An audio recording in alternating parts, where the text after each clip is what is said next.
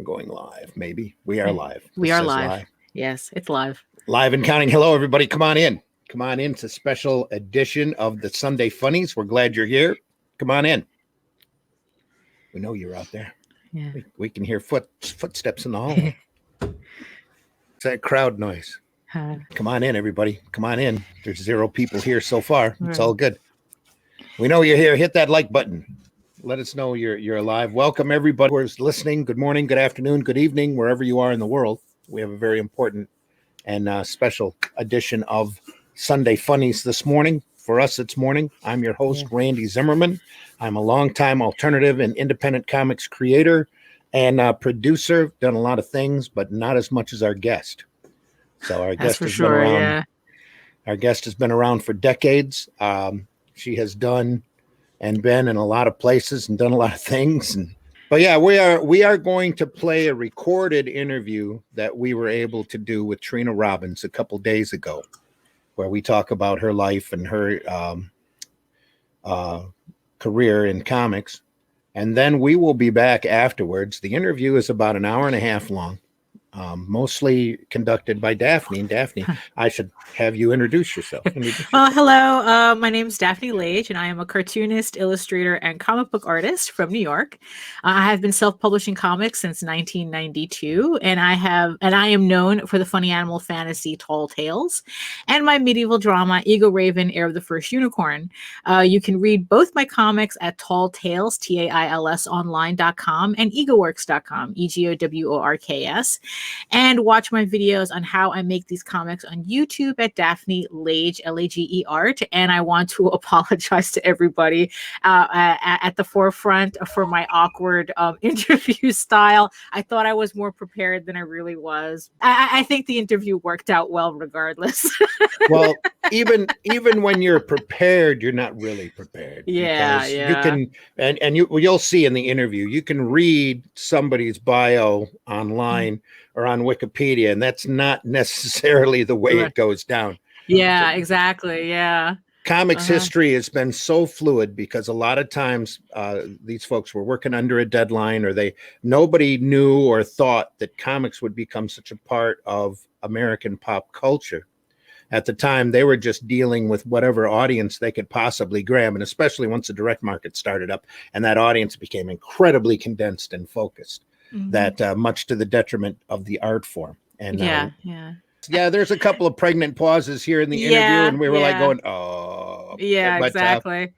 But this is important. This interview is very important. It's somebody that you don't get to hear from often enough, that has a unique viewpoint of both the mainstream and the underground comic scene. You don't have a whole lot of people that have dealt in the many different worlds of sequential art. Yeah. And is now a prolific author. So we're going to run that interview here in a minute. We are going to leave the chat running. We cannot respond to you during the interview. We're just going to run the interview in its naked entirety, in its transparency that it is. That's for sure. There's fumbles and flaws, and there's mistakes, and there's pregnant pauses, but it's the way it is, and it's a nice interview. So hello, Glenn. Hello, Mike, Jimmy, Lortia de Bruin. Hey, lovelies. Hope you're having a wonderful Sunday. We are, Mike. Hope you are too. Russ is in the house. Hey, Russ. It's past lunchtime here, but I'll get some more coffee and feel part of the vibe. Absolutely. Yeah, we're just waking up here. I'm in Flint, Michigan, and Daphne's in New York. So New York. Yeah. And in case you missed it, like I said, good morning, Vietnam, and everywhere else. Yeah. Hey, Pops. Hope you're doing well. Pops. Yeah. Pops is in the middle of CromCon, I believe. That ends today. Hello, everyone in the multiverse. Hey. Yes, exactly, Marvy. Poncho, thanks for listening. There's a lot of new names here. Haven't seen your name before, and you are more than welcome here. Naked Giggles. There we are. Yeah, there we go. Yeah. Like I said, Oh, go ahead. No. That kind of comes up too. Like I said, we are going to leave the chat open. We'll address the chat once we get back from the interview. The interview is about an hour and 25 minutes. And like I said, it is with comics and comics legend Trina Robbins. So If you're not familiar with her work, you will be by the time the interview is over, because I think we covered just about every aspect of what she's doing and what she's planning on doing and what she's got planned in the future. So I think without further ado, we can run that.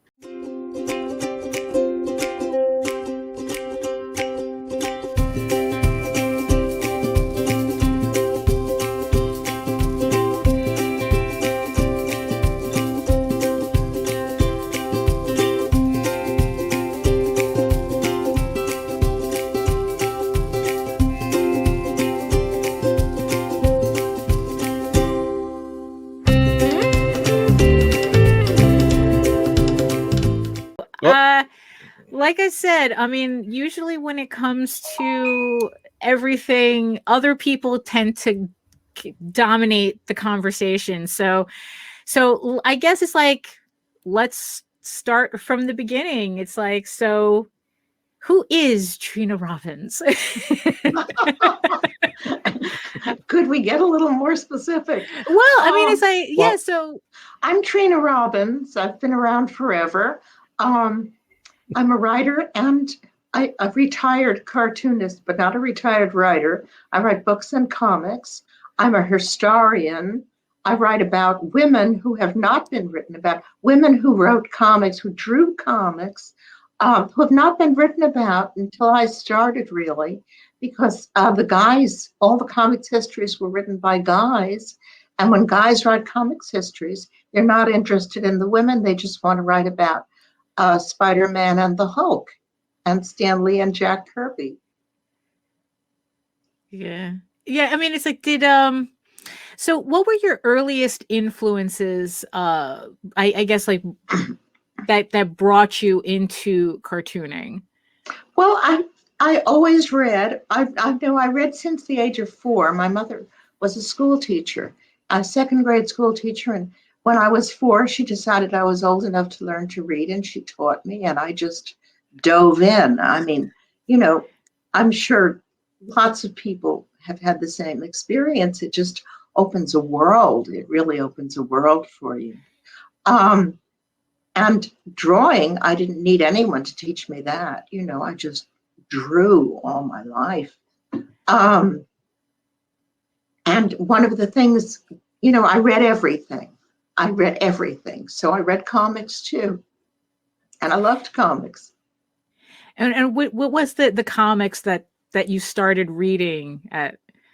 Well, in the beginning, my mother would buy me comics. And she would get me I see as in the background, you've got funny animals there. That's funny animal comics and the really young kid comics.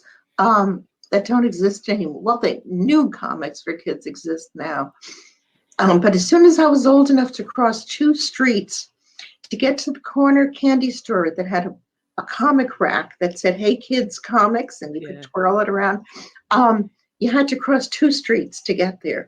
So as soon as I was old enough to cross 2 streets by myself with a dime in my hand, I would go down there once a week and buy comics. And basically what I did was I bought every comic that featured a girl or a woman, not just featured, but starred. I mean, she had to be on the cover and she had to be the star of the story, not the superhero's girlfriend, but the star of the story. And I bought all the comics that were about women and girls. So even at that age, you kind of had that connection. Always. Yeah. Always. Okay. Wow. So which was like the one, did you have like kind of like an epiphany moment where it's like you saw the one thing that says, this is what I want to do for the rest of my life? Well, I wrote and I drew. Oh yeah, along with reading, I was writing. I was writing stories very, very early on. In those days, there were things that girls could grow up to do besides being, of course, there was the housewife and the have kids, but other than that, there was like secretary, if you were really adventurous, stewardess, nurse, not doctor, nurse, Okay, you're starting to freeze a little bit on my end, so I am going to step out and let the two of you talk. That's because I'm getting too excited. No, that's fine. You're fine. Please continue on. Okay. So the kids in school, they would talk about what they wanted to be when they grew up. Secretary, nurse, stewardess, if you were really adventurous. And I would say, well, I want to write stories and illustrate them. And that, of course, is what comics are. Right. So it's like, so it wasn't like one specific, because like for me it was, I came into it late, so it's like the thing that influenced, that said I want to do this was a combination of Rocket Raccoon and ElfQuest, and finding those. Oh, ElfQuest, God, yeah, that meant so much to so many girls. Yeah. Oh, it really did. So I was, so I guess it's like you had such a varied comic exposure that it just, everything just, I guess, just got I'm you sorry, on that road. I know I'm fussing with this. It's because no, not at all. No, it's because I have a mirror image, and so I want to fix this, but I keep turning to the wrong part. No, not at all. It's like please feel free to be you. It takes a minute to get used to. Yeah. So you were always so early on you were always in New York, right? So you didn't yes. So you, up until this point, you're still in New York. I think what part mostly? I mean, what part?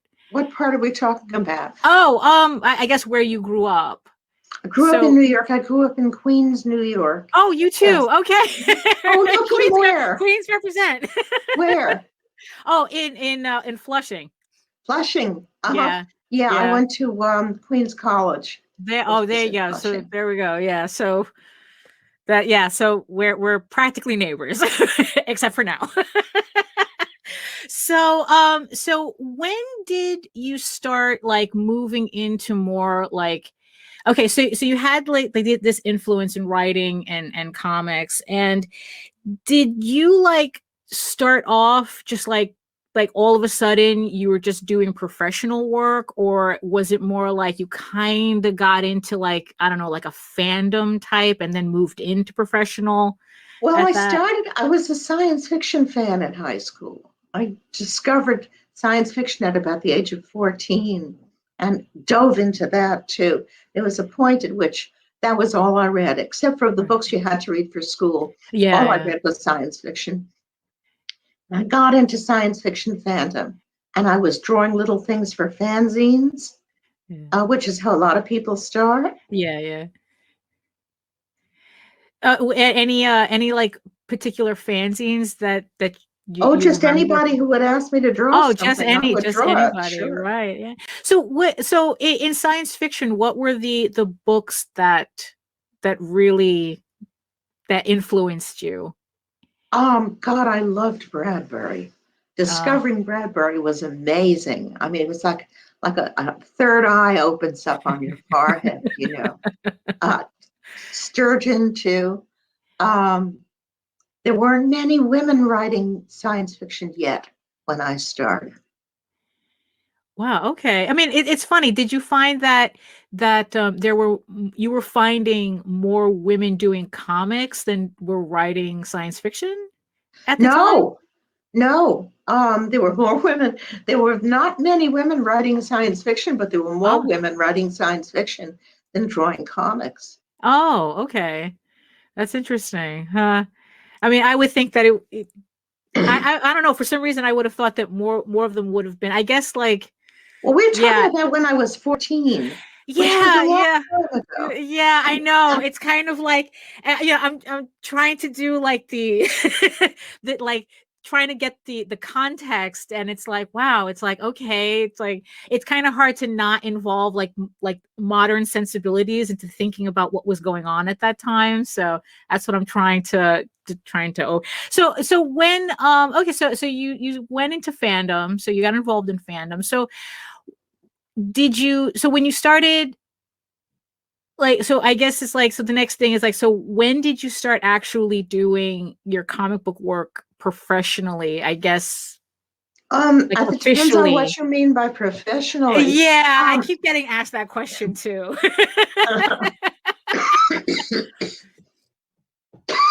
Like, sorry, that's okay. I have allergies. Oh, yeah. No problem. Oh dear. Okay. All right. Yeah, I tried the double layout, and Trina just comes through so pixelated. We'll just keep it like this. Okay. All right. That's fine. Right. Okay. So, where were we? Let's see. Oh yeah. So Okay. trying to find your I profession, think that first what you're professional. talking about is probably my first underground comics, which I did for the East Village Other, starting in 1966. I've been living in Los Angeles, and I came back to New York and lived in the Lower East Side, the East Village, and started by drawing comics for the East Village Other, which we called Evo, and I'm going to refer to it as Evo from now on. Mm-hmm. And so what? So I guess professional. So this would be your first like officially published work in Evo, right? And so when so how did that like keep pulling your trajectory towards underground comics and then getting involved in that crew? Well, like who was your crew, Well, I didn't have a crew. Well, there were about, you could really count us on the finger of one hand in the beginning in underground comics. Wow. Okay. People who lived in New York and mostly hung around the Lower East Side and drew comics. And most of us were published in Evo. That was the beginning. Wow. Okay. So they're really, because it's like I kind of wondered whether, because so there really wasn't like that many women doing this then. There was one woman doing it, and that was me in 1966. Wow.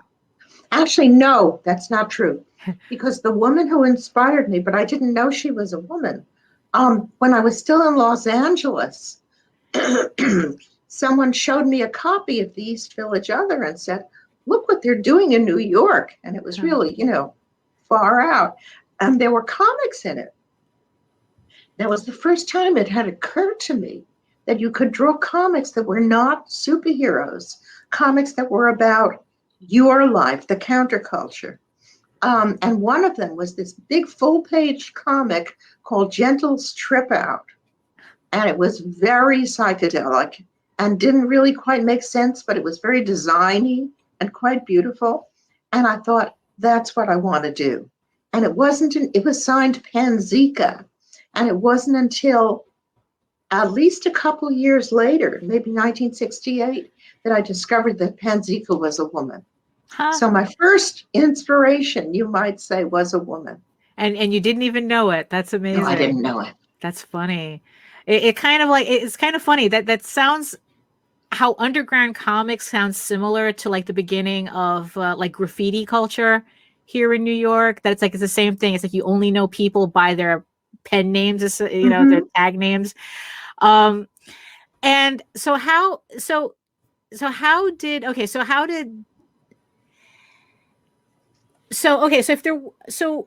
if there weren't that many women drawing comics, then what, I guess then okay, you said you didn't have a crew because again, it's like whenever we hear about underground comics, I hear about Robert Crumb and his crew. So who did you I guess hang out with in order to encourage this? Crew? Who was his crew? Every time I hear about him, it's Crumb. I hear these names like Crumb and Spain and there were some other names, but it always sounded like he had a crew.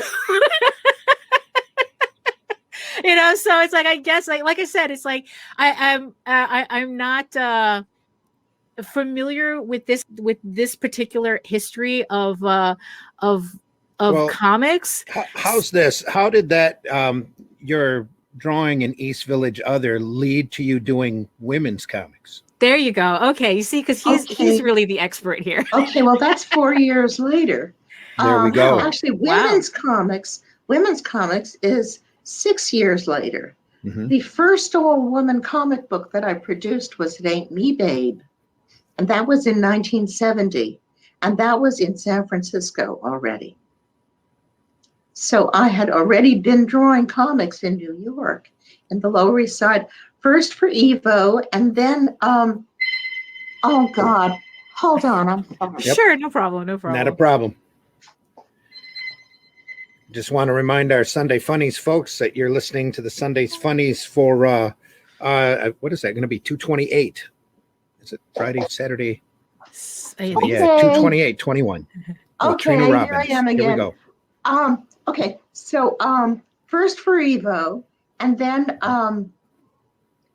there was a publication coming out of Berkeley. We started seeing comics from other places, basically.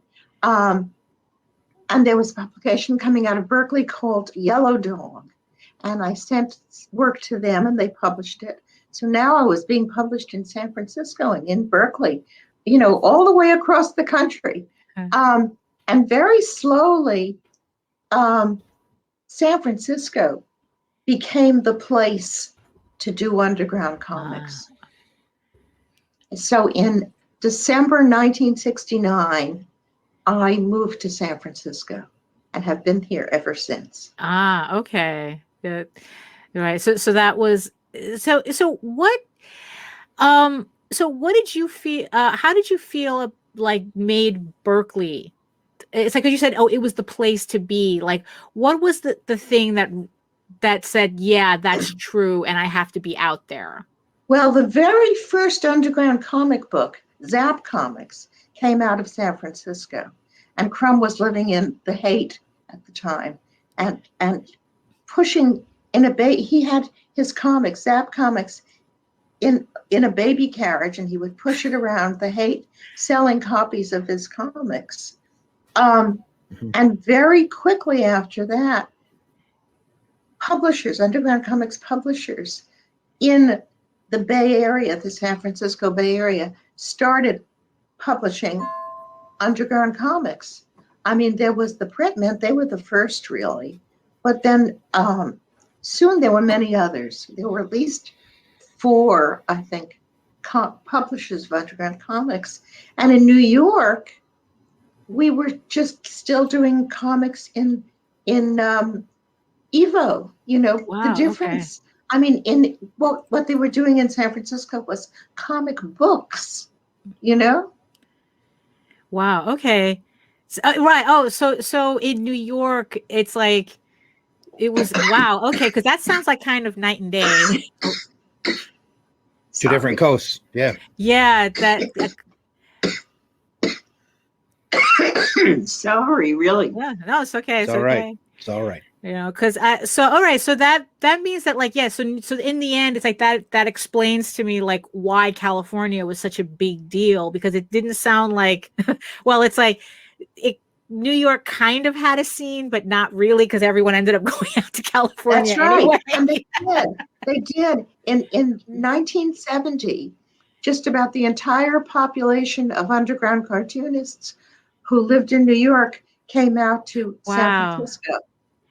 And did you find, because of that you were able to like fit in better, I guess, to say? Like, did you find? I didn't fit in. Oh. I didn't fit in at all. It was all guys. Oh, no. And I was a feminist, and they were really threatened by feminism. Wow. Really threatened. So wow. So even out in California, like there wasn't like all of a sudden like more female cartoonists to There was hang out one other woman cartoonist. Wow. Willie Mendez, who had come from New York, and we were friends. And she was getting it too. She was getting the same lack of acceptance. Wow. Okay. All right. So, all right. Like I said, it's like, this is another side of the history that it's kind of like it's very opposite of what I was learning, you know, it's like you said, it's like the guys tell a different story. Uh-huh. So, and I had this idea that there was something more going on than there really was. I mean, I'm like you, when you said you could literally count the female cartoonists on one hand, you were not kidding. Okay. That was not hyperbole.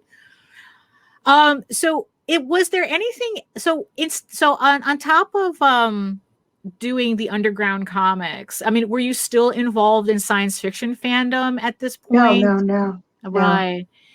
Were you doing like any like other type of like creative output in California at this time, along with the underground comics, or was it just the underground comics? I was just drawing comics.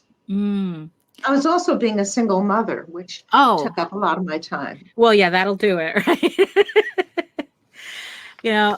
So what do you, so around this, so with your underground work, what do you think is the work that I guess, I don't know if like that stands out for you the most? Like, I don't know if I want to say like is your proudest moment or like your proudest work. Okay. Okay. I'm very proud that I produced the very first all-woman comic book ever. That was at A.Me Babe, 1970. Wow. And it was who and like you said, you had there weren't that many. So who did you have involved? I had to find women who drew, whose work I had seen, and ask them to do a comic. They'd never done comics, except for Willie, of course. Willie and I produced at least half of the book, I think, filled in half of the book with our comics. And the other half was all women who'd never drawn comics before. Wow. So you literally had to start from scratch with some of that. Wow. And did you have like, I remember Dan mentioning something about like you were having problems. There's an A.Me Babe. Yeah, there you go. Yeah. That you had problems even getting like printers to touch, to print your stuff, or was it just publishers? No, that was much later. Wow. That was in probably about 1977. When I was asked to edit an anthology of women's comics, and I decided, since we already had the book called Women's Comics, maybe you can find an image of that. I definitely will. We already had that one, so I thought, well, let's do something different. I decided that since all the guys were doing sex, that it was, why shouldn't we? So I came up with a title called Wet Satin, which was women's erotic fantasies. Wow. And found the very, very, at this point, because of women's comics, there were a lot more women, many more women drawing comics. I asked the best of them to contribute, and it was a beautiful book. But the printer, who was in the Midwest, refused to print it because he said it was pornography. Wow. And meanwhile, the guys were doing, the same publisher, using the same printer, was doing an anthology called Bizarre Sex that was all done by men. And, there's Wet Satin, thank you. And the artist of this cover is Lee Mars. And the Bizarre Sex had a cover that was so obscene that it actually could not be shown on a newsstand. They had to sell it with a sheet of paper over it, covering the cover. And yet, when I said, well, what about Bizarre Sex? He said, well, that's satire, but your book is pornography. Wow. So we wound up having it printed in San Francisco, where, of course, they'll print anything. Well, I mean, yeah, I guess. My goodness. Oh. It's a bad. There's my Wet Satin cover. Yeah. Yep. Can you make it a little bigger? I can. Give me just a second. I think he just has to find someone who put up a larger image of it. Yeah. Yep. I do. Wow. I mean, it's funny because it's like there's some issues that I've come across that it doesn't sound like much has changed. changed in terms of that, and in terms of printers doing that double standard thing. There we go. That was my cover. And that was pornographic, huh? Well, the cover wasn't, but they decided that the interior was. Wow. So I'll remember that for next time. So when guys want to be horny in comics, it's satire. That's right. But when women do it, it's pornography. Right. Yeah. That sound. Oh my goodness. Wow. So you continued printing in San Francisco. So I'm pretty sure, like, so after how many issues of What Satin were you able only to two produce? Because it was so much trouble getting it printed. Wow. But because again we had the same problem with the second issue, and again we took it to San Francisco, and it was just so much trouble getting it printed. We stopped at 2. Wow. So then how did you so what was the, I guess, like the next book after that then? I mean, I did tons of books. It's not like the only 2 books I did. Right, yeah. So is there any after that kind of like also stand out for you? Because like, yeah, what's funny is that because we were joking that it's like you've probably produced so many books, it's hard to keep track. But actually, you're right. So then what was the next book after that stands out in your memory for doing? Well, the ones that stand out are the ones that I produced, that I edited. For instance, in I don't remember the date, and I'd have to go to the bookcase and look for the book, but it was the 80s. It was during the AIDS epidemic. I produced a book to an anthology book again. I co-produced that one with 2 other editors, to comics about AIDS, to make money for AIDS-related causes.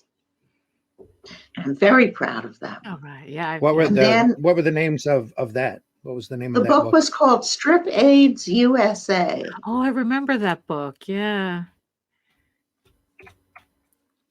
As he furiously typed. Furiously typing. Yes. Yes.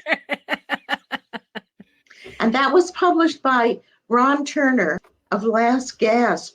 And Last Gasp was also the publisher of It Ain't Me Babe, the very first all-woman comic book that I produced, and of women's comics, which was the longest. Yep. Oh, there it is. There it is. Yes, thank you. Yep.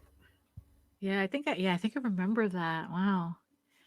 We got some nice awards for that, and we made a lot of money for AIDS causes, so I'm quite proud of that. So, so going back a bit, when you had this problem with your publisher and your printer, and you were saying that the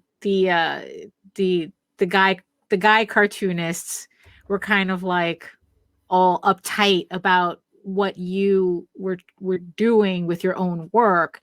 Did that like affect how you did your work? Like, well, some of my earlier comics, the ones done in the 70s, the early 70s, like 70 and 71 and 72, I think are very angry. They show a lot of anger. Yeah, that would do it. So did you feel that there came like a point where you even got like some like even begrudging respect from the underground, from the majority of the underground scene? Well, the thing is, you were talking about groups. Yeah. And you have to divide the underground into groups because it was the first group. You talked about Crumb and his group. It was that group. It was that group that gave me the cold shoulder. Wow. Okay. And then more cartoonists came along, younger cartoonists, and only by, a few years really, but like, I think of them as the second generation of underground cartoonists. And they were fine with me. They were fine. Right, because as long as we were all drawing, we were all good. Yeah. Well, I think that they were also more feminist. Yeah. So and because of that, I mean, did your work was it defined as feminist because that's how outside people saw it, or was it something that you were actually actively pushing as how you wanted your work to be seen? Well, it was feminist because I was feminist. There you go. And I have what might be a totally naive question, but I've done a little bit of history reading about Wonder Woman and Marston. And that was your reading Wonder Woman a part of that growing like feminist mindset? Well, of course, Wonder Woman was one of the comics that I read when I was a kid. Mm-hmm. I loved Wonder Woman. I'm not sure if I became a feminist because I read Wonder Woman. I think it was more like, well, I think I was always a feminist. I didn't know the word, right. But I mean, one of the things I loved about Wonder Woman was that she was an Amazon, mm-hmm. and she lived on an island where no men were permitted. I thought that was wonderful. Okay, sure. Yeah. So, So aside from the strip the strip aids comic, was there any other like direct art activism that you did to I guess like to continue that theme? Yeah. Yes. In I think it was 1990 when Congress passed it was called the Webster decision. That was kind of the popular term, but it was, you know, abortion had been legalized in 1973, but I think it was 1990, it was the early 90s anyway, they passed a resolution that put abortion ruling in the hands of the individual states. Yeah. And we know what has happened because of that. You know, and we knew what was going to happen because of that. So I did a pro-choice comic. I edited it and published it. I co-published it with another woman, Liz Schiller, who just happened to be the treasurer of Oakland Now, the National Organization for Women. And it was a benefit for Now. We decided we would give the money. We gave the money to San Francisco Now. And again, we were very egalitarian. We had 52% women contributing and 48% men contributing. And they were all comics about abortion. And the book was called Choices. I was very proud of that one. And for that one, we had to form our own publishing company because nobody would publish it. I was about to ask. That was my next question. Did you have any problems with that one? We formed our own company. That's And let's see. So speaking of Wonder Woman, I guess, you know, so you were the first female artist on Wonder Woman. Did I read that correctly? I was the first woman to draw. Oh, there's Choices, and that cover is by Lee Mars again, by the way.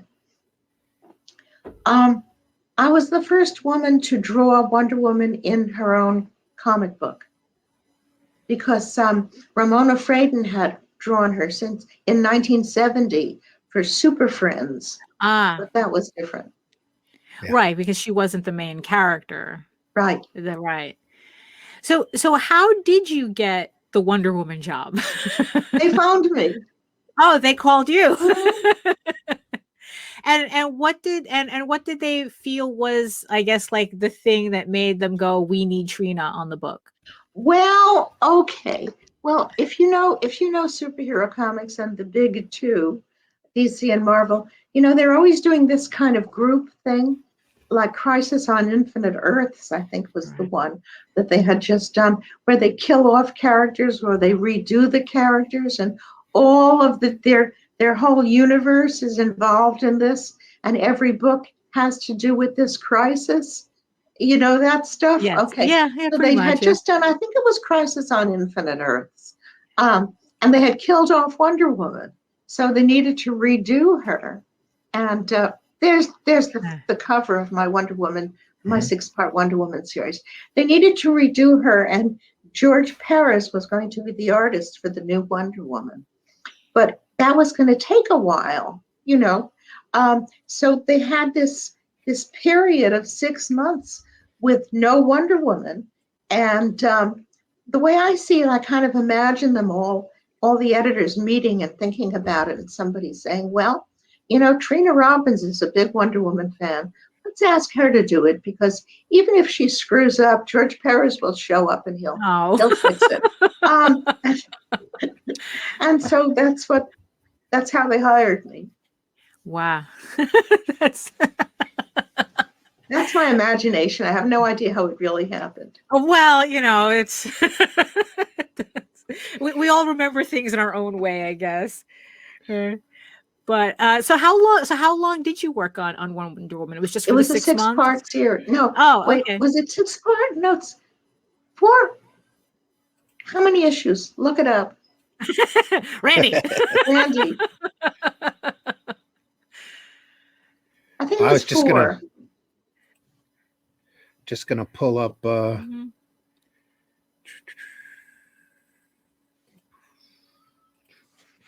Nope, that's the first one again. Oh, okay. So I let's think it was 4. keep trying. Okay. Whoop. So Wrong button. Sorry. I think it was a 4-part series. I'm thinking about the covers. Right. I thought it was 6, but I could be wrong. There's 2. Mm-hmm. There you go. It's 4. It was 4. It's a 4? Okay, now yeah, so you're remembering. Yeah, it says right across the top. Yes. 4-part. Oh, there we go. Yeah, oh, okay. So I couldn't see it. My screen is like this big. So. There we go. So did you work on like any other like more mainstream books after this, or it was like? Yeah, this was the mid-60s, and I managed to convince Jim Shooter, who was the editor of Marvel Comics, and they had just started a kids line called Star Comics. I managed to convince him to let me do that's where the 6-part comes in, to do a 6-part series for girls called Meet Misty. That was like 85 through, maybe it lasted till 86. And Meet Misty, because I'm not familiar. What kind of book was that? I mean, obviously it was for younger kids. And... It was for girls, younger girls. Well, really teenagers even. Thank you. There's issue number 1. Issue 1. Okay, when I growing up, I was reading, as I say, all these comics that had girls and women in them. And there were tons of girls' comics in those days, tons. And all the girls read them. It wasn't just that I was weird, you know, because they were comics for girls, and we loved them and we read them. And I knew that they had, you know, because I'd been there, I knew that they'd been successful. But at this point, all comics were superheroes, and they were being read by boys rather than girls. So I knew, you know, there's 52% of the population that they're not selling comics to. So, like I say, I talked Jim Shooter into it, and he published 6 issues. But the trouble was, at this point, since comics were so superhero, and the only place you could get them was in comic book stores, the comic book stores didn't order, or they would order like 2 copies and sell out and go, phew, we sold that, and not reorder, you know? Wow. So there was nowhere, the kids couldn't find the comics. Yeah. I mean, it's amazing, really. I got so much fan mail. every month, my editor would send me a manila envelope, huge manila envelope. There's the last issue, stuffed with letters from kids and designs, because we featured designs and we credited them. We asked readers to send in designs, and we had paper dolls, and the kids loved it, but they couldn't find the book because the comic book stores were not carrying it. So it only lasted 6 issues, which was really a shame. Yeah. Wow. So this really does like really, because Randy keeps talking about how the direct distribution actually shrunk the market rather than it completely shrunk the market, completely. So it was only for boys, and not only that, but there was nothing for kids. It was all for like 12-year-old boys, nothing for 5-year-old boys. Well, I think what happened, there was a demographic study that somebody latched onto somewhere that said the main comic book reader was between the age of 25 and 55, mostly male, mostly white. Yes. And that's exactly what they aimed for from that point on. That's what they aimed for, yes. Yeah. And they didn't want to carry anything else. Yeah. In the beginning with Misty, because I was getting so many letters, so much fan mail, I would go into a comic book store and I would say, I'd look at the comics and where's Misty? I'd say, where's Misty? And they'd say, oh, we sold out. And I'd think, oh, well, that's wonderful. But what I didn't realize was they'd only ordered 2 copies and they sold them. What's funny is that, just looking at those covers, I kind of wonder like how, do you notice how much maybe modern artists or especially during the 80s that actually, that book came out in the 80s too, right? So it's there's my timeline getting messed up, because I was getting such Gem and the Holograms vibe from those covers, and it's like, that was the style, the fashion style of the day. Yeah. Yes. Well, okay. Yes. All right. It's not oh, it's where people looking at your work and going, hey, we could use that. No, everybody was drawing like that. That was the time. Okay, all right. Olivia Newton-John's Let's Get Physical, that's true, Big Jim, and that's true. Yeah, workouts and solid colors. And, This is where my age. Yeah, this is where my age shows. Yeah. So after so how long did Misty go for? 6 issues. Yeah. 6 issues. And then now you had mentioned your paper dolls, and what's funny is I think that's when I started to actually associate your name with something at the time. I love paper dolls. It was your paper dolls. I don't remember where I would see them. I don't know if it was in the CBG or something, whether they would print your paper dolls. I don't know. Someone was printing your paper dolls. Oh, I'm really sorry. Just a minute. Okay. Not a problem. Yep. Oh, I'm trying to find a good copy of that. Paper dolls from the comics book. Yeah. Yes. Love that book. Now, was the paper doll something you started to do because you were doing this kids line, or was it something that you were always toying with? I love paper dolls. I love paper dolls, and a lot of comics used to carry paper dolls, and it was almost a kind of code. Oh, thank you. That was my first paper doll book.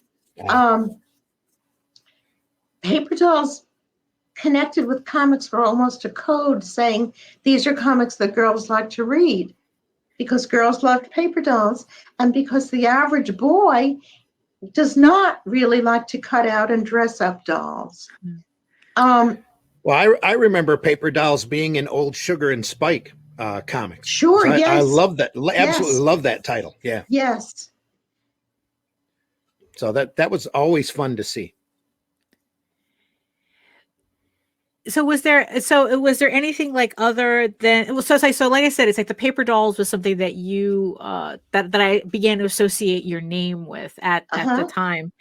So it's were there other comics that you did past this, or was it you were kind of doing the novelty of paper dolls for a while, or I mean, not dismissing it as a novelty, just the fact that it's just something in between comics. I mean, how did the paper dolls? No, the paper dolls were part of the comics. Oh, okay. Although I did do specific paper doll books, as Randy has shown.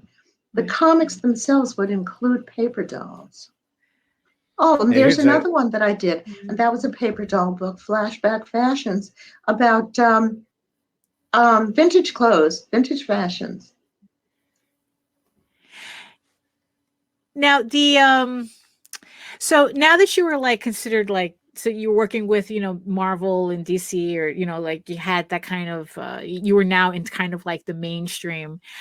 Did you feel that your work was treated better than when you were in underground? Or, I mean, obviously you had your fans in these companies, but did you feel that getting the work was easier as opposed to when you were doing? It was never easy getting work, because the work that I did was not typical of the comics that were sold at the comic book stores. And the result was that I just really did not have good distribution on anything that I did, because the comic book stores, basically the comic book stores killed it. The comic book stores killed any attempt to do anything that wasn't traditional young man superhero comics. And I resent them like hell. They're not like that anymore, by the way. I mean, times have changed so much, you know, and in fact, most of the guys who ran the comic book stores that wouldn't carry my books are now dead. But it doesn't mean that I resent them any less. Wow. Ran across a great image of Trina paper dolls where you have different superheroes. Yes, there you go. There. It's fantastic. There I am as Wonder Woman and as Sheena, and sure, all my heroines. Sweet. So because of the way the distribution system was making it, I guess, difficult for you to work, aside from waiting for everyone, for all your enemies to die, was there like other things that you did as a workaround that, you know, it's like you did with the underground, you figured, oh, now I got to figure something else to continue doing my work and kind of surviving this landscape? I just continued doing my work. Oh, that you just kept working. Yeah, I Yes. guess. So you said you were a retired cartoonist. So if you're retired from cartooning, so what do you, like, I guess, I write. are doing now? Right. Okay. Mm-hmm. And what are you writing? Like more science fiction stuff? I've written a lot of histories. I've written a lot of histories. Well, first of all, I've written a lot of comics. I still write comics. Oh, okay. But I've also written a lot of histories of women who drew comics, women cartoonists. There's a Century of Women Cartoonists cover. Oh, thank you. That's my second book about women cartoonists. This is coming out in Let me enlarge you up here. Right. There we are. Thank you. Oh, sweet. Gladys Parker. It's Gladys Parker, who drew Mopsy. And as you can see, she looked exactly like Mopsy. And she also had a line of clothing. She was a clothing designer. She had an amazing life. So now, a lot of our listeners aren't going to be aware of who Moxie was. So could you but you give a quick are. rundown of that? You are. Well, Mopsy was a very successful comic character. From the 1930s through 1965. She died in 1966. And she just happened to look exactly like Mopsy. And she got a lot of publicity, by the way. She, you know, most of the book is researched from reading old newspapers, articles about her. And that's Gladys Parker. Where is that going to be available from? Hermes Press. Oh, okay, cool. Now, when you were doing, your, I guess your book on collecting all these all these female artists into all these volumes, like you said, like telling the history of female cartoonists, was there any particular creators that stood out for you that kind of like surprised, like make you go, oh, I didn't know that, Oh, I didn't know any of it until I started researching Wow. it because nobody had written about these women. But two of the most outstanding, well, really three of the most outstanding. One is Nell Brinkley, and I've done an entire book collecting her work. She drew from 1906 to about 1937. Died in 44. She was amazingly successful. And the book has, of course, sold out, and it now costs an arm and a leg on Amazon. She was so good. People loved her. Girls used to cut out her work and paste them in scrapbooks. I see that Randy is looking for my Nell Brinkley book. Yeah, he probably. Yeah. I am. I found Flapper Queens. Yes, that's good because she's in that. She's one of the Cartoonists three Jazz Flapper Age. Queens. Yeah, that's my most recent book that came out last winter. Can you show people the cover? It's a lovely cover. Let me pull. It is fantastic. Let me pull that up. And that book is about women who drew comics during the 20s and 30s, the Flapper cartoonists. There's Flapper Queens. Tell us more about that. Yeah. Well, the Flappers are so interesting. I mean, we think of them now, we just think of them as, doing the Charleston and boop, boop, doop. But they really, it had been a revolution. If you look at a woman from 1925 and you look at a woman from 10 years earlier, 1915, it's incredible. If you look at somebody from 2010, well, we look the same. There's no change, But from 1915 to 1925, the skirts in 1915 are down to the ankle. Suddenly in 1925, they're knee length. The hair is cut. The woman has been voting legally for 20 years. She's smoking, she's drinking. This isn't necessarily good, but in those days, they didn't know it wasn't good for you. But she's doing what the boys do.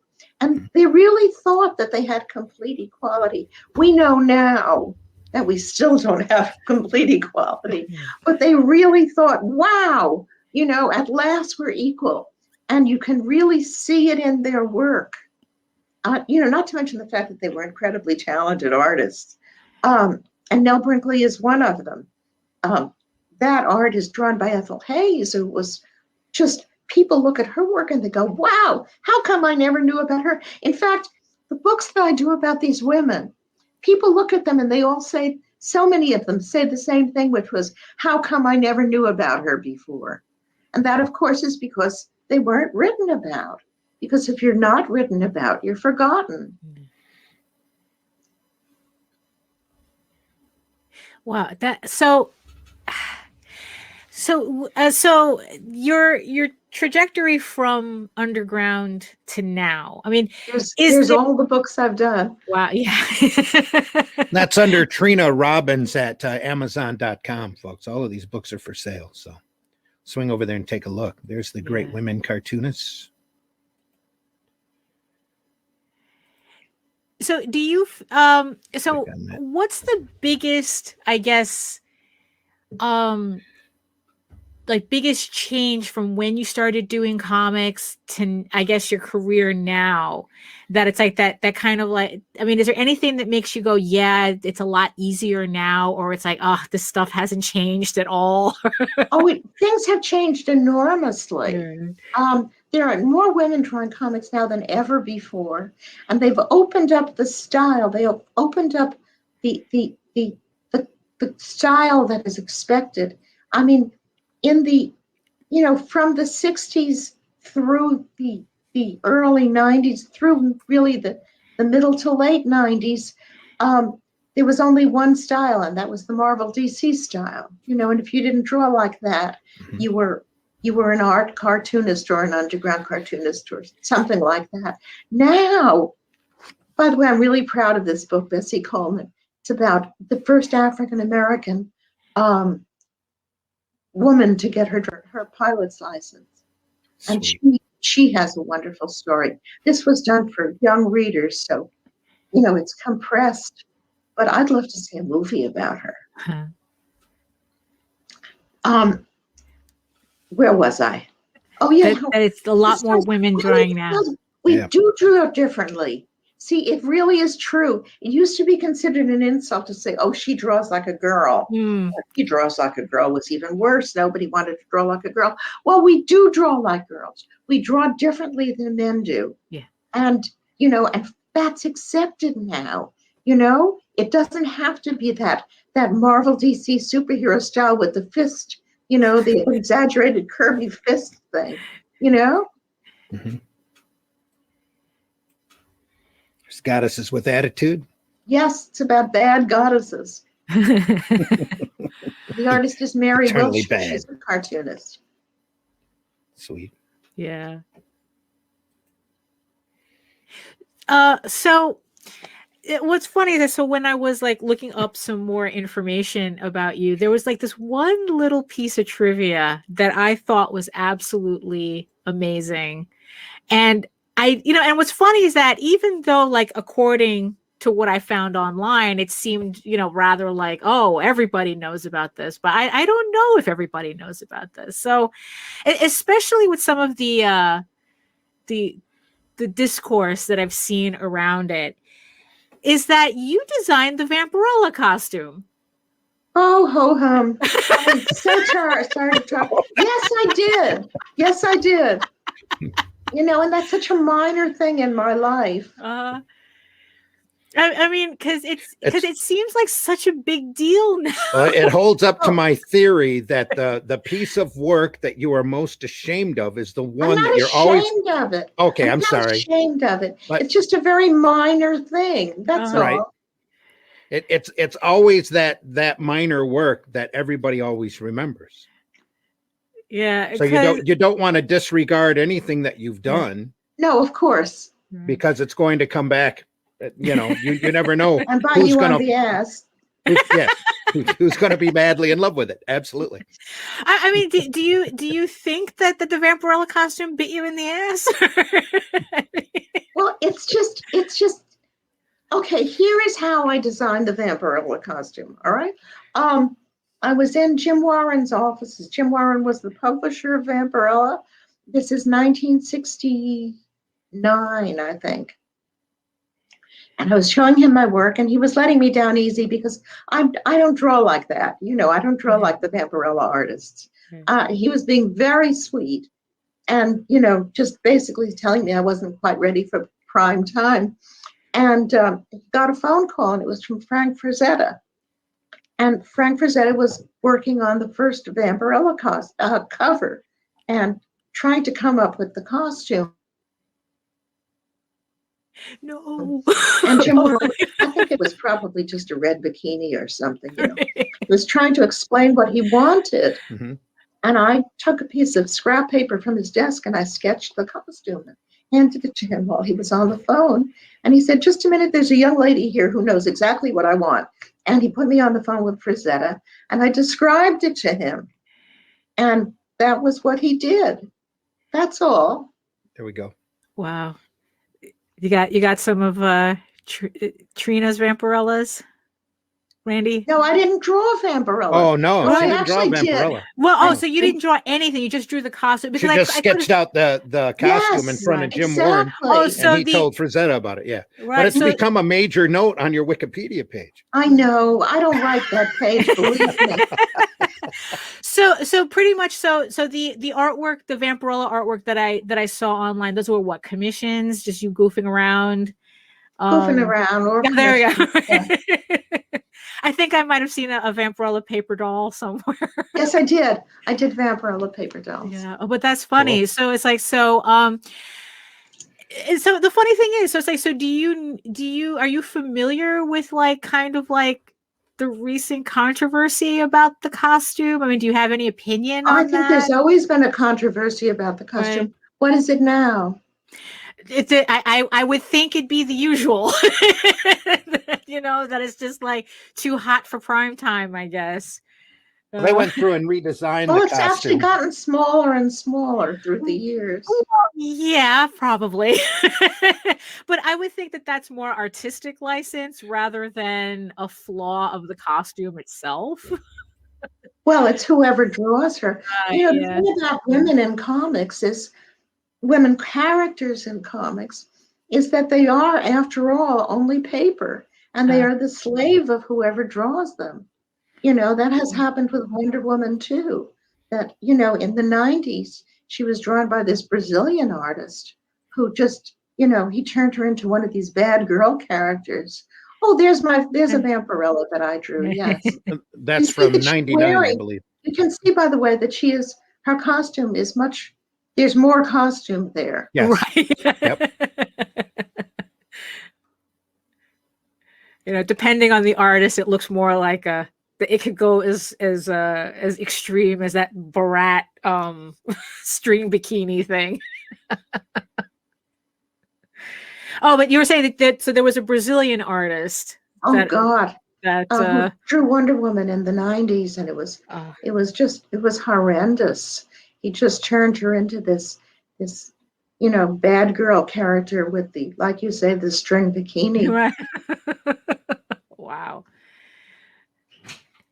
And so it's so when people talk about like the costume needs to be redesigned or something for the good of the nation. I mean, it's like, is that what they say? They tried to redesign the Vampirella with from neck to toe. Yeah, they put her in a turtleneck or something. And there was so much that's outrage. Ridiculous.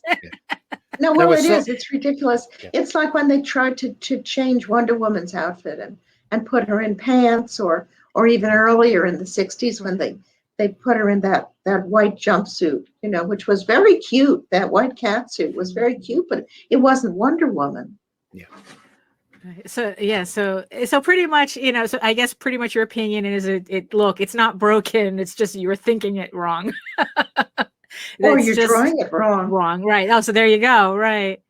Oh, that's funny. Yeah, I mean, I still can't get over the fact that Frank Frazetta called you. I mean, it's like, because it's just really... she was in the office. Okay. I just happened to be there. That's fine. So put her on the phone. Well, there's so much.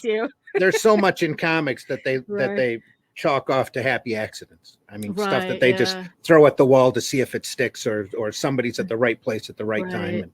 And this happens, and suddenly it gets blown out of proportion, because a lot of the comic work back then, nobody kept any notes. They were all too busy trying to keep deadlines. Yeah, of course. And to get the book out, and make money, then to, like any of this stuff's ever going to be important. Right. That's why there's so much argument over like early Marvel and who created what and what did what. And Jack Kirby, right? Yeah. It's ridiculous because nobody's really going to know. And the players are all past anyway. So let's just chalk it off to that company did this work with these people. And there were a lot of creative synergy going on. And some of it happened to really stick in the consciousness of the culture. Right. And just let it be. Yeah. As long as there's a note. I mean, it's nice to see Kirby finally getting a little notation along with Stan that he co-created a lot of this stuff, but nobody's really going to know who exactly did what.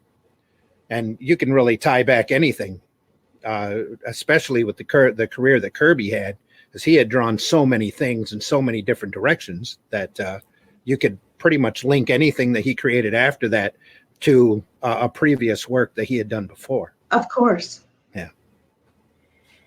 So if you don't consider the Vampirella costume your legacy as much as so what would you consider, like, out of your entire work body of work so far, like what do you think is, like, is there one work that you feel defines you, or is there do you define yourself more thematically? I think I define myself thematically. I mean, basically, it's always been about women.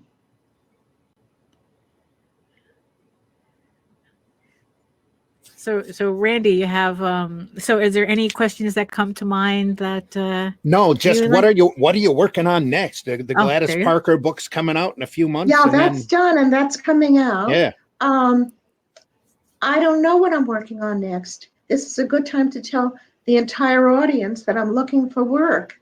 I'd like to write another comic. I'd like to write another book. Just get in touch with me. I'm easy to get in touch with. I'm yes. on Facebook. Message me. Available on Facebook. Just drop. Well, Yes. that's what we did. We dropped Yes. Daphne dropped you a quick note. And you said, yeah, sure. So, well, we deeply appreciate you taking the time to be with us today. It's I'll tell fun. you that much. So. It really was. It's such it kind of like makes our little underground trilogy. We did the first. No, we really want to. This is for a show called Sunday Funnies, and we really focus on the stuff that's not the dark superhero type material. It's the more lighthearted, whimsical. But there's so many different aspects in comics. Underground is a part of it. Even the paper dolls that you've done. I fondly remember you did a Betty Boop book of paper dolls. I did. Betty Boop paper dolls. Yes. That was amazing. So there's just so many different aspects in comics and so many different directions. That's why we have the variety of covers here as our background. That folks, especially new readers coming in, are just so not aware of. I think that's the first Elf Quest down there. Yeah. Yes. Yeah. Yep. Yeah. Fantasy Quarterly. That's I had a comic shop in Flint, Michigan, that I sold that book through. I got comics from Big Rapids Distribution with Jim Friel, who ended up working for Bud Plant later. You weren't one of those guys who wouldn't carry Misty, were you?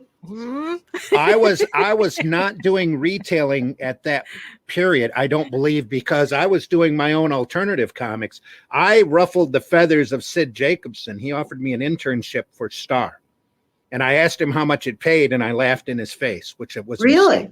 Yes, because he told me $9,000, and I said, "There's no way I'm moving to New York on $9,000." Yeah, really. and turned him down. I was also going through a divorce at the time, but yeah, I kind of ticked him off at a show when he offered it to me. So I was like, "No, I'm not." No.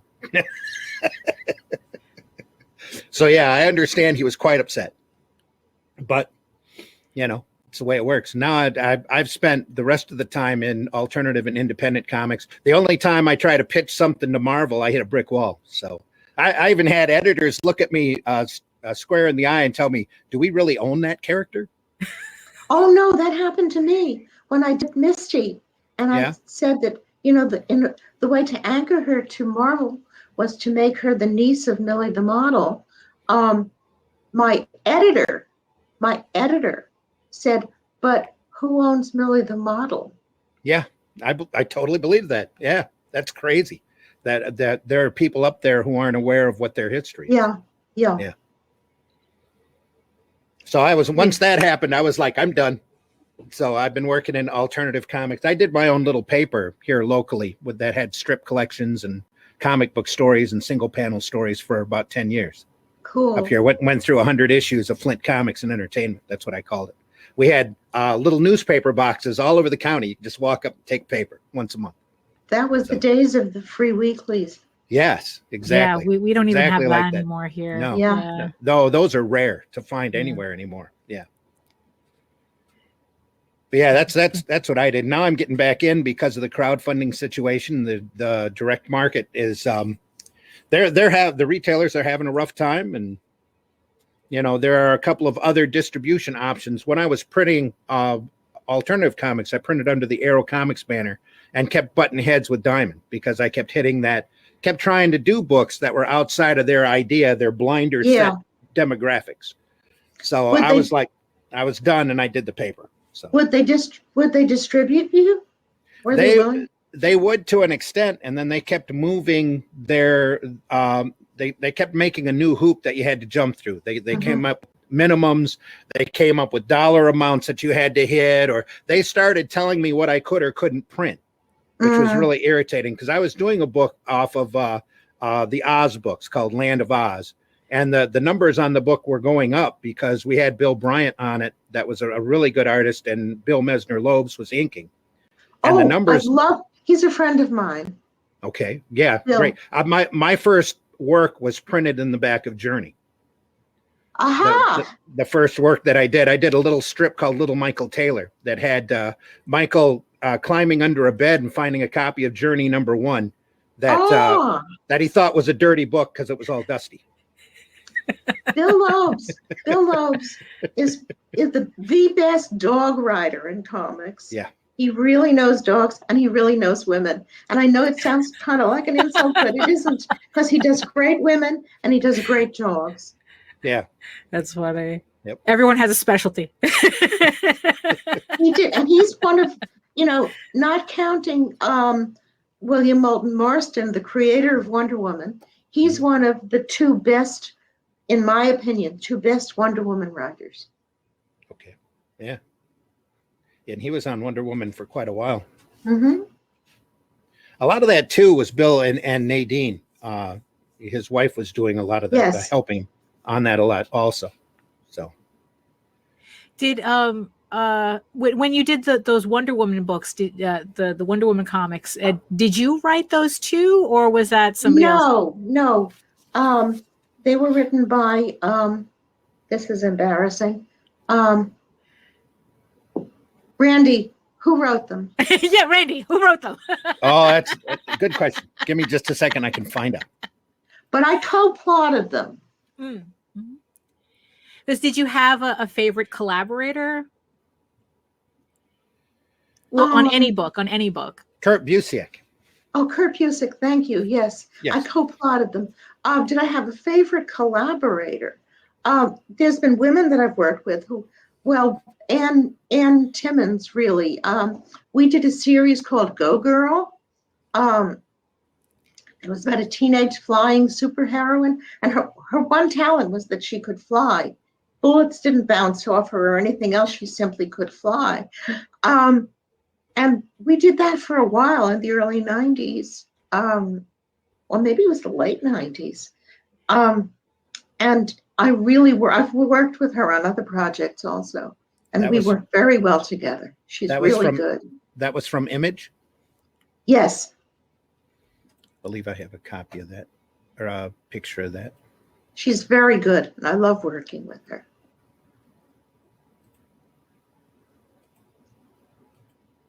Right there.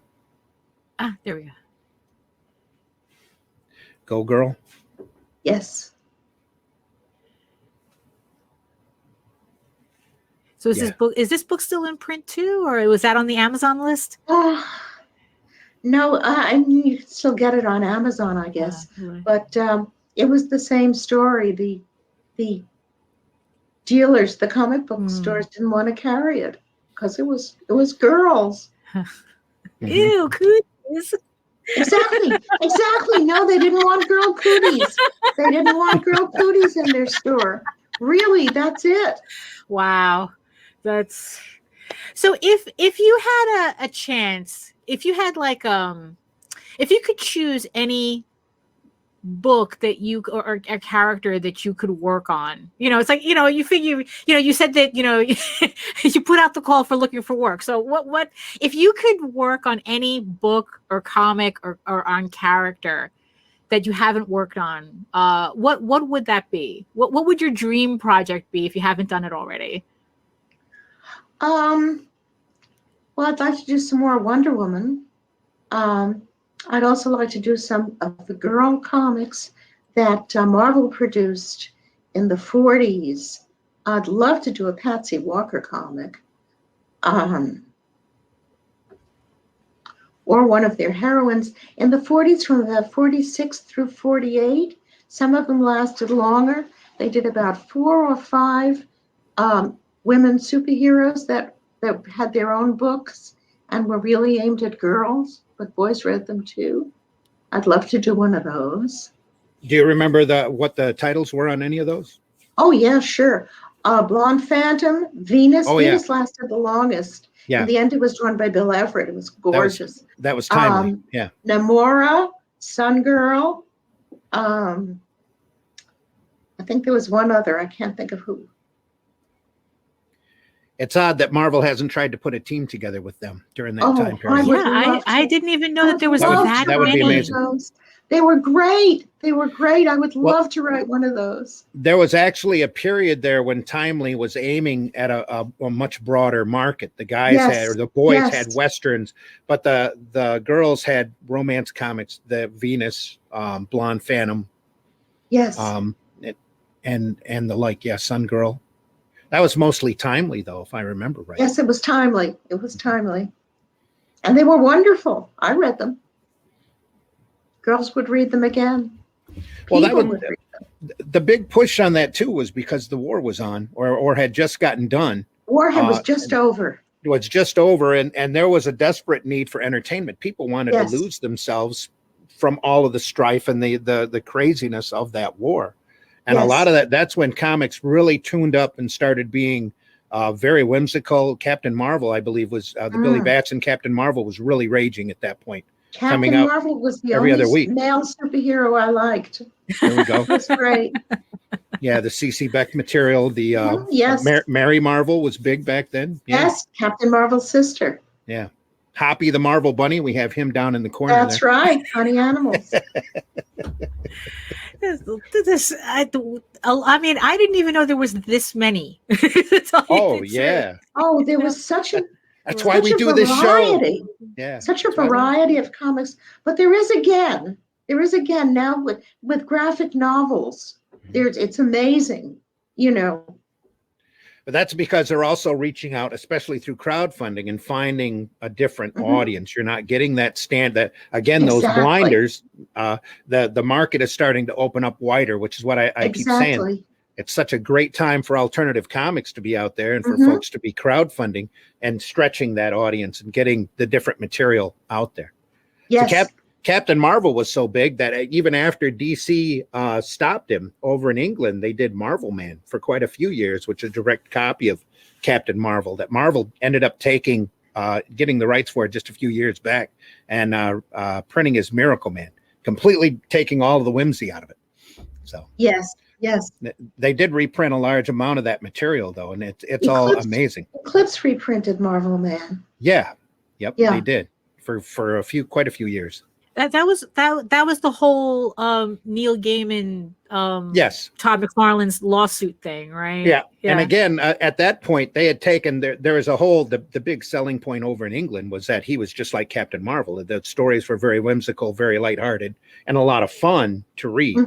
And once Gaiman and Alan Moore and that got a hold of him, they turned him into realistic and tried to bring modern sensibilities to it, and took all the whimsy. So now he's just kind of Superman, a version of Superman.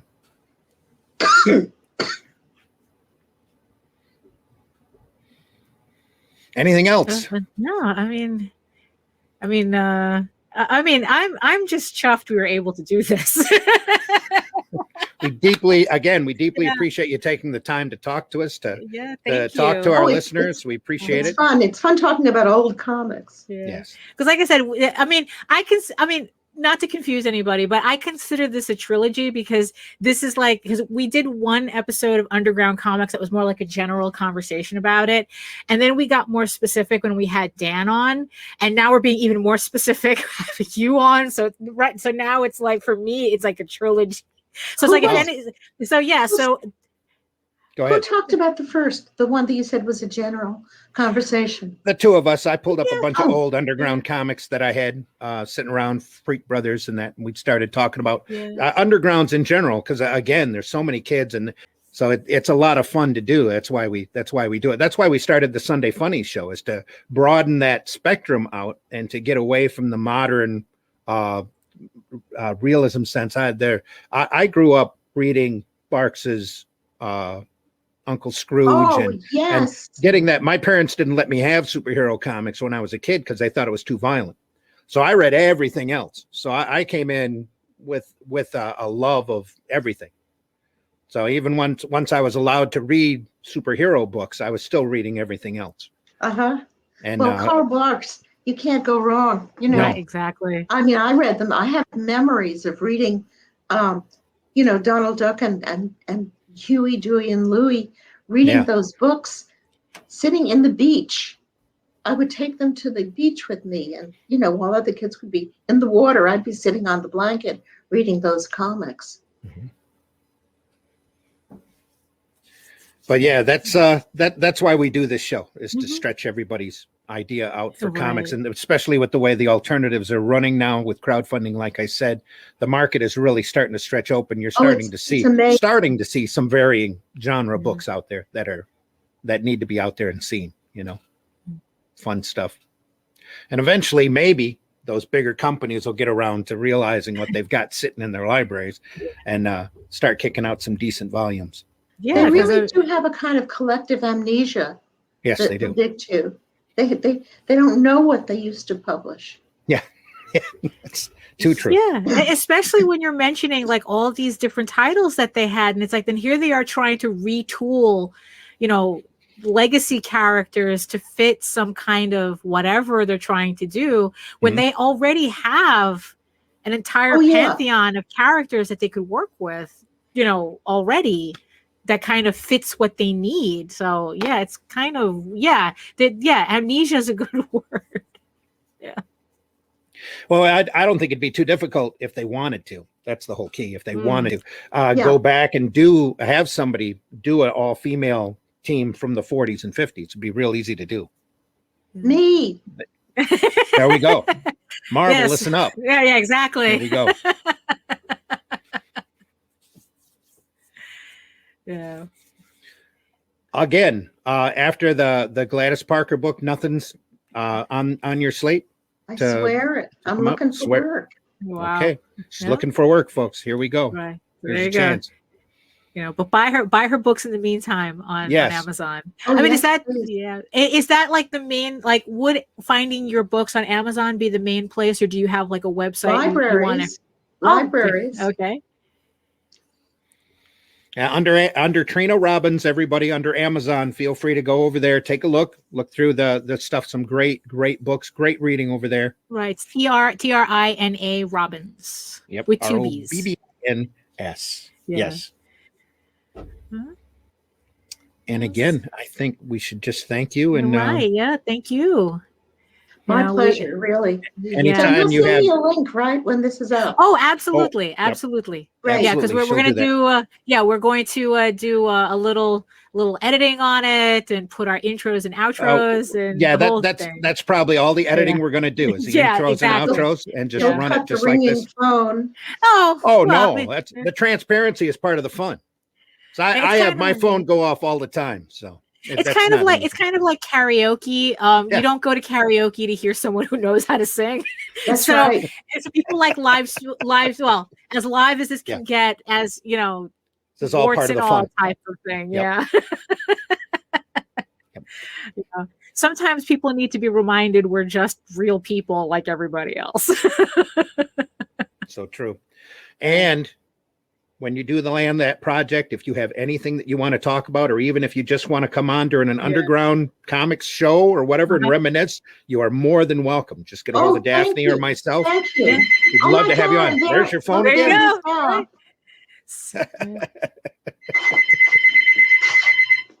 Another spam call. Yeah, I know, right? She has a car warranty too. We're here to talk to you about your car warranty. And you see, when I'm answering the phone, I leave the cat so that you can interview the cat. There you go. Yes. He doesn't say much though. So. No. You can't answer those important questions. So, but I just want to thank you again for your generosity, and like I said, this was just as educational for me as it was allowed Randy to fanboy over you for an hour, and so well, it was, and for our listeners, said something. Yeah. Well, thank you for having me. Well, thank you so much for coming on. I'll send the link the minute we have it ready for you. Lovely. Yep. Thank you. Okay. All right. So, Bye. have a beautiful rest of the day. Once again, folks, for our listening audience, we've been talking to Trina Robbins. Her work is available. Legend. Her work is available over on Amazon. Amazon.com. Just type in Trina Robbins under the books heading. You're going to see a whole couple of pages of work that she has done, books that she has written or drawn in, and we totally recommend you take a look at those and pick those up. So, once again. Thank you so much. I'm going to hit the end record button now. We're glad everybody was listening. This is an edition of Sunday Funnies for the end of February 28, 2021. We appreciate you listening in. We have some notes in the chat to go through, and we deeply appreciate your patience. I'm sure some of you were sitting there wondering, I ran a banner across the bottom of the screen that it was a pre-recorded interview. We weren't really able to take your chat messages. We were very fortunate that she was able to carve out that amount of time for us. Yeah. Because the time difference. We were going to make her get up early Sunday. Yeah. Yeah, that's for sure. Yeah. He's over on the West Coast. Yeah. Yeah. So that would have been probably 6 a.m. for her to have her on. We're not going to ask her to get up early just to talk to us. Come on. So, that's the way that works. We deeply appreciate you listening. We hope you enjoyed it as much as we enjoyed doing it, because there's a lot of history there, folks. There's a lot of memories and a lot of things that folks aren't aware of, as far as not just comics history, but the way women were treated in the industry, all of the industry, you know. I mean, that was the thing that shocked me the most. Like, I knew about it, but to hear it from her, and then it's like to kind of realize it's actually a little bit worse than I thought. I was like, oh. Well, there's even in in the mainstream comics, there's always been a bit of nepotism up until the last few years, where now there is isms that they go out and intentionally look for. In order to write stuff, but used to just be friends or people who weasel their way into the industry. Yeah. So, let's see where we left off in the chat. We're after Poncho. Empyrean says, awesome. Vampirella. Yep. Yeah. Mike Jimmy, wonderful. Time for some pencils in the background while this rolls. Yep. Hope you got some work done. Good morning. Hello, Trina Robbins. Hello, Joe. Hope you're doing well. Good morning, Trina. You are amazing. Trish, glad you're listening. Hope you enjoyed the interview. And sorry you couldn't speak to her directly. Hopefully sometime soon. Her schedule is she's probably not up until she's probably not even up yet. So, well, we will send her a link to this though, and they will see she will see your comments. I'm sure she's going to set through the whole program again. How about the redesigning Vampirella costume? We covered that. That gets covered. That was my favorite section, to tell you the truth. Well, again, like we said before you got in here, is that you never know. You can't always trust Wikipedia to give you an accurate idea of what's going on, especially when it comes to comic history. Because like I said before, nobody keeps notes on this stuff. Nobody knew. You know, she was at the office. Boom. Here's a quick sketch.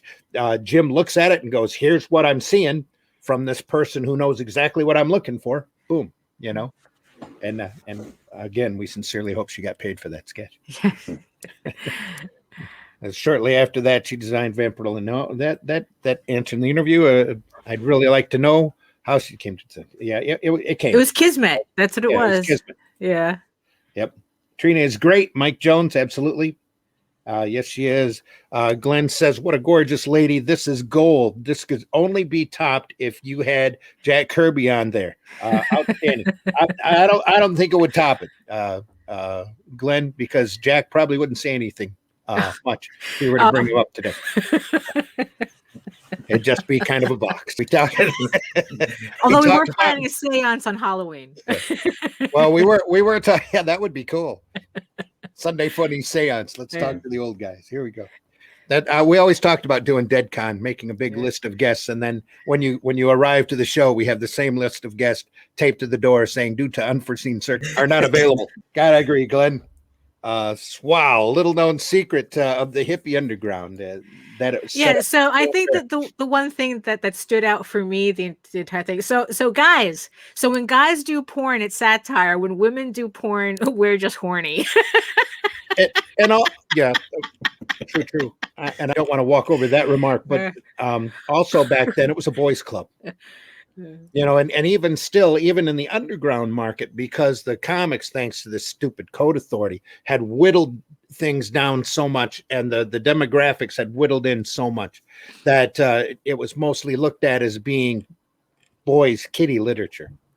They took, when the code authority kicked in, before the code authority kicked in, you had such a wide variety of comics that were being printed out there. You did have the whimsical and the lighthearted stuff, but at the same time, something that very few people even point out, I think there's been a book by Dark Horse and that came out, but the crime books of the day, yes, were incredibly violent, but they were also incredibly adult, and they weren't being read, they were being read by kids, but they weren't primarily meant for kids. A lot of the EC material was very highbrow, was very artistic, very well drawn. And, you know, it was almost a complete opposite of the Captain Marvel material that you'd see, so simplistic and so whimsical and lighthearted, that the art form was really stretching out until that code authority kicked in. From the desk of a small publisher, Joe, good morning, Hey, all. Joe. Joe said, is it okay to have a tear in my eye watching this interview? It's Trina Robbins. Yeah. Yeah, we were the same way. That's why you had all these great pregnant pauses. Right. Yeah. Yeah. It was just, I was like, Yeah. we're in the presence of a legend and no biggie.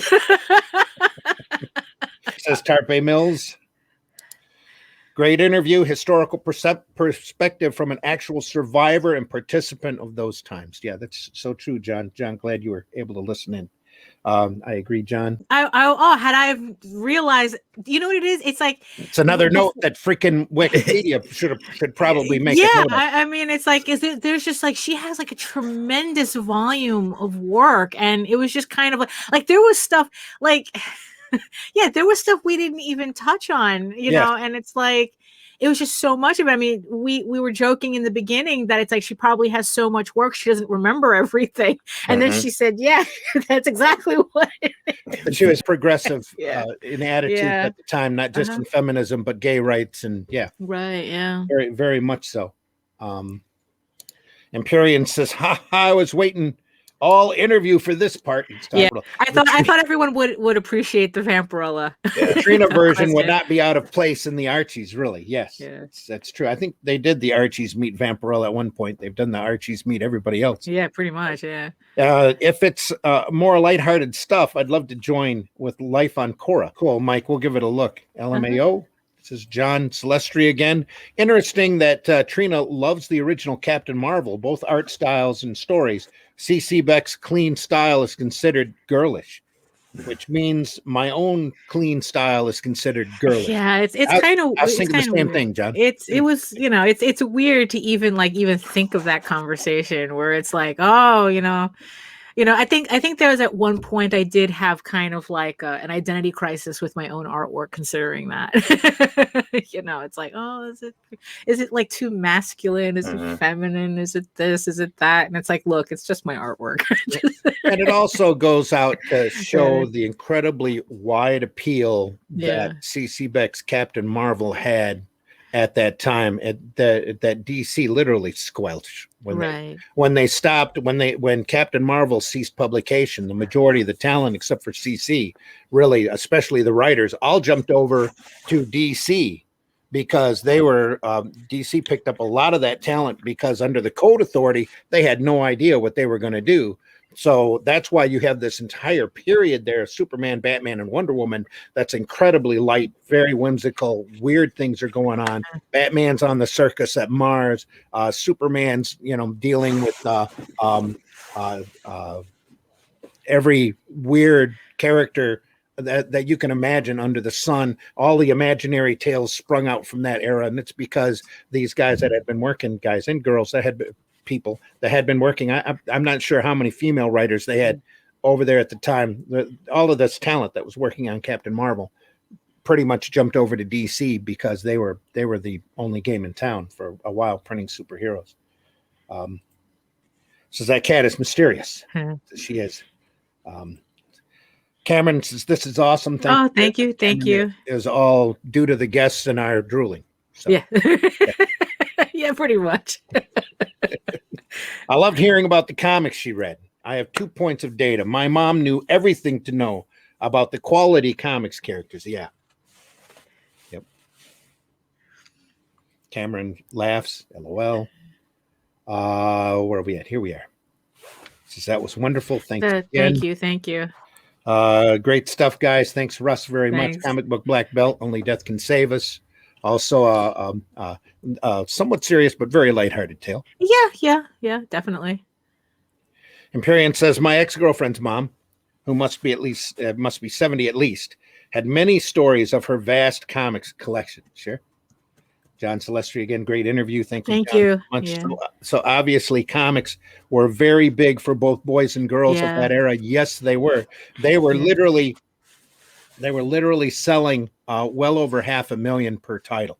Yeah, that was distressing. I mean, because I know that you've mentioned it a lot, but I mean, I don't know. It's like hearing it from her too, and it was just like, wow. It's like just to see how everything just like got smaller and smaller and smaller and smaller.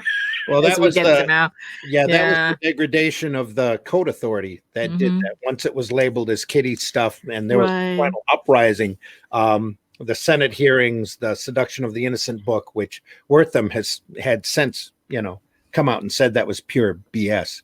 But that had a great impact on people. And also the creation of the direct market. Yeah. Just, If you ever get a chance to see a Martin and Lewis movie with Shirley MacLaine in it called Artists and Models, that you see circulated. I'm not sure if TCM carries it very often, but if it ever comes up, you need to watch it, because Dean Martin plays a comic book artist who's working on a book that's like a Batwoman type character.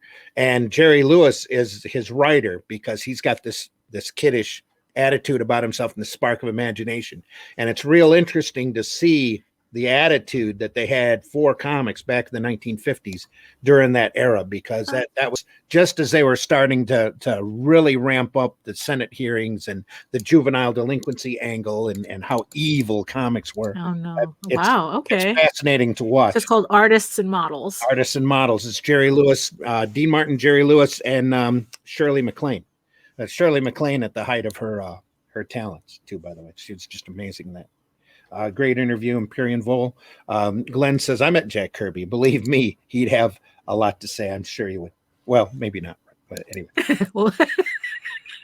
Andrew, thanks for listening, Andrew. Quite enjoyed the discussion.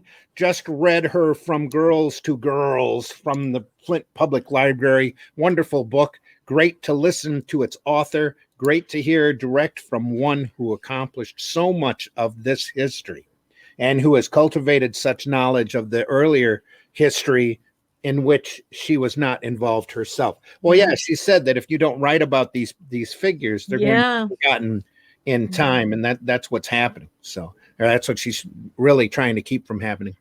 If you ever get a chance, again, over on Amazon under Trina Robbins, she's got 2 incredible volumes about women in comics that I think everybody would be surprised if they read.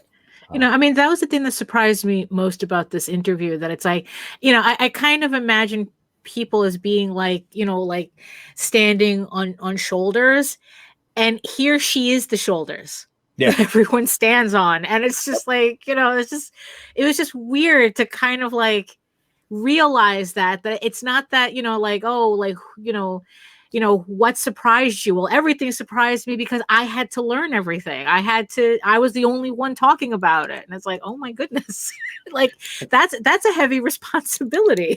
Yeah. And anybody out there in the alternative or independent market that's done something that's non-superhero that has banged their head against the wall, especially against Diamond over and over again. And then the retailers get mad when we make money in the direct market for not being in or not in the direct market, but through crowdfunding for not being in the direct market. So in the direct market, they would have ignored us anyway. So it's like, so which is it, dudes? Yeah. Empyrean says, well, I'm glad Trina stated that there are more feminine and masculine art styles. Obviously, there are, but you aren't allowed to say that much. Yeah. Well, it's kind of weird. I don't know. And I think, again, those barriers, now that the audience gets wider and the talent pool gets wider, those barriers are breaking down. Right. Yeah. And you can't really define an art style as girlish. Right. Yeah. It might be more of a lighthearted style or a cartoony style, but how do you tell gender? I mean, because you see, the funny thing is that like I think that there are like certain little things that male and female creators bring to their work, but I mean, to have that overall, oh, you draw like a girl thing. I mean, it's like, what does that even mean at that point? Right. Andrew says, notice the superhero story in Spiegelman and Mooley's beautiful book, Classic Children's Comics, is a C.C. Beck Captain Marvel. Yeah. Yep. Empyrean Vol says, I'd call some artists romantic styles and others more action or visceral. Okay. Yeah. Go more genre. Roughly equates. Yeah. Yeah. More genre than gender. Well, you get into like some of those romance comics. Yeah. That they kicked out during that period. And who could tell? Bob Oxner, I believe the guy's name was, who did a lot of that work. It's very hard you can't just point at it and go, oh, that's you draw like a girl. That's right. Yeah, exactly. The what is that? Linclair style is often described as female. Yeah. I think it literally translates to clean line, I guess that's what it looks like. Yeah, that could be too, because that's CC Beck all over. It's clean lines. Right. Yeah. Yep. Daphne, you should check out Tarpe Mills. Sure, I will do that. The blockiness of Kirby's forms feel very male to me, by contrast to, say, let's use Penny's elves. But Barry Blair had a very feminine style, in my opinion. I think he had a soft style. Yeah. Again, and also it's like I would more describe Wendy Peeny's style as more sensual, very sensual, Yeah, because I was looking at ElfQuest the other day, and I'm like, going, wow, it's like I forget like what these things look like after a while. But yeah, she had a very sensual style. Kirby was very action oriented. Yeah, it's like, even I'm about to say he had a very masculine style. Yeah. And again, Kirby and Simon are attributed for creating the romance comic genre. And before we end today's episode, we really want to give a tip of the hat and a deep thanks to Dan Fogel for being on a few months ago, or about a month or so ago. Haven't seen our episode with Dan Fogel, do go back there and watch that. Dan does the Fogel's Underground Comics Guide, and he was the one that suggested us looking at Trina and having her on in the first place. We're deeply glad that we did, and that he suggested that, and we'll have Dan back on here very, very soon. So is there anything else that we need to cover other than to thank Trina Robbins again? Yeah, no, for real. Coming on, we'll have her on again soon. And hopefully, anytime she wants to come on, like I said, that door is always open. And we really, seriously, folks, we just barely scratched the surface of her work. That's true. So, yeah. We just hit the high points barely, like a stone skipping across the lake. That's why the whole thing about separating the art from the artist is kind of disingenuous, because it's like, you know what, you really can't. You really can't. We put so much of ourselves into the work, and it's like, and everything that Trina does, you can see this is her. It's like, Well, like she said, she sums her body or her work in general up thematically. She's always been feminist. She's always been right the way that she is. So very true. Yeah. Folks, again, we want to thank you for listening to this episode of Sunday Funnies for February 28th, 2021. I've been your host, Randy Zimmerman. Co-host Daphne Lage are here also. And tell your friends, Sunday Funnies every Sunday, 9 a.m. Eastern Standard Time. So adjust your clocks accordingly. We want to do more episodes like this one, maybe not necessarily pre-recorded shows, but we want to have people on that stretch the boundaries of comics as you know it, of sequential art, so that you can get better educated, so that you know more about what's happened, not just our history, but what's going on now that stretches those limitations of alternative and independent comics that we really need to stretch out. Now is the time for us to do that, especially now that the mainstream are constantly dropping. The corporations are snubbing their nose at printed comic books and are desperately trying to find a way. Marvel's always seem to have that in general, to disdain the retailer and turn their back on them. If you get a chance, go to your local retailer, spend a couple hours there at the shop, go through those boxes that have dust on them that might be close to the floor, and look for Trina Robbins' works, Misty, the Wonder Woman books. There's all sorts of other independent work that she has done. And like I said, our interview today is just barely a stone skipping across the lake as far as the body of work that she's done. And also, it doesn't help either that Marvel is trying to literally change the history. So it's we need to speak to these people directly, to all the creators directly. Well, you're finding a lot of these companies are turning their backs on their history because it's not making them money, or it's not pushing their silly agendas, as opposed to trying to stretch their audience. As if they would do that, they'd have a larger soapbox to speak from. But, on the other hand, it's constantly getting smaller and smaller, and it's their it's their fault. It's our responsibility to knock the readership out as wide as we possibly can, get out there in front of as many noses as we can, and show them the true potential of sequential art. That's what we're here for. Enough soapboxing. Hopefully that old retailer stereotype is dying away and passing away. I know Marvel's been trying to cash in on that a lot. The executives up there are like going, oh, they're all those retailers are those masculine males who don't want to do. Time to really, again, stretch the market out in as many places as you can. Daphne, tell people. You can find me and my work at egoworks.com, EGOWORKS, where you can read the first 5 issues of Egoraven, Heir of the First Unicorn, for free. Sign up also for my monthly newsletter to keep up to date when my next Kickstarter is coming out. And if you prefer your fantasy to be more running, jumping, skipping, climbing, mountain doom type, you can head over to Tall Tales, TAILS online.com, where you can read the first 20 issues of Tall Tales for free. And also sign up because we have a Kickstarter for the first volume. We're re-releasing the first volume of Tall Tales Thieves Quest from the beginning, somewhere in late March. We don't have an exact date yet, but we're definitely targeting late March. So sign up to get updated when that goes live.